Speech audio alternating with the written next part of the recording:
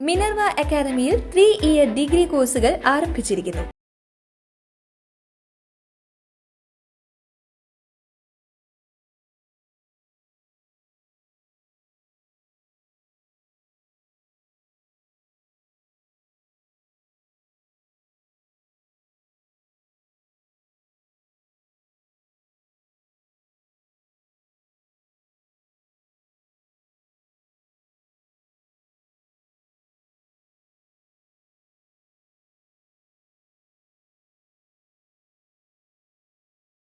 നിലമ്പൂർ ഉപതെരഞ്ഞെടുപ്പ് വിജയത്തിന് ശേഷം PV അൻവറിനെ കുറിച്ചുള്ള ചോദ്യങ്ങൾക്ക് മറുപടി നൽകാതെ ഒഴിഞ്ഞുമാറി പ്രതിപക്ഷ നേതാവ് VD സതീശൻ.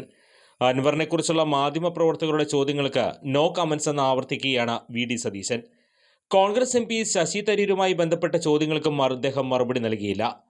ശശി തരൂർ തന്നേക്കാൾ മുതിർന്നയാളാണെന്നും പാർട്ടി നേതൃത്വമാണ് അദ്ദേഹത്തിന്റെ വിഷയത്തിൽ മറുപടി പറയേണ്ടതെന്നും VD സതീശൻ പറഞ്ഞു. നിലമ്പൂർ ഉപതെരഞ്ഞെടുപ്പ് ഫലം വന്നതിന് പിന്നാലെ UDFന് ലഭിച്ചത് വർഗീയവാദികളുടെ വോട്ടാണെന്ന CPIM പ്രചരിപ്പിക്കുന്നതിനെതിരെ സതീശൻ പ്രതികരിച്ചു. ഇടത്തൊക്കെ PDPയുടെ കയ്യിലും വലത്തൊക്കെ ആ സ്വാമിയുടെ കയ്യിലുമാണെന്നാണ് സ്വരാജ് ഓർക്കണം.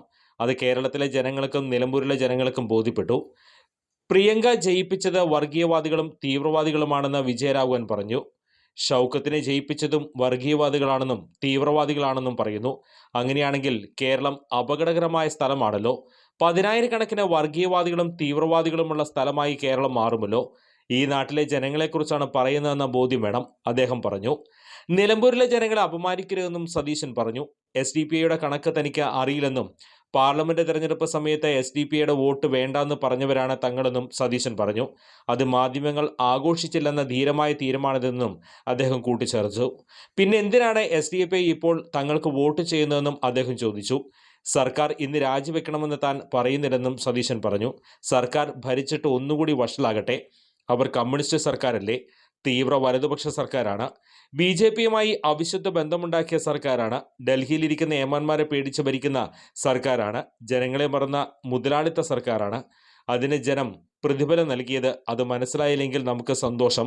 അത് തിരിച്ചറിയാതെ മുന്നോട്ട് പോയാൽ ഞങ്ങൾക്ക് കുറച്ചുകൂടി നല്ലതാണ്. നന്നായി ഭരിച്ചാൽ നമുക്ക് ബുദ്ധിമുട്ടല്ലേ, സതീശൻ പരിഹസിച്ചു.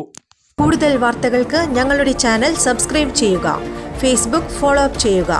വാർത്തകൾ വേഗത്തിലറിയാൻ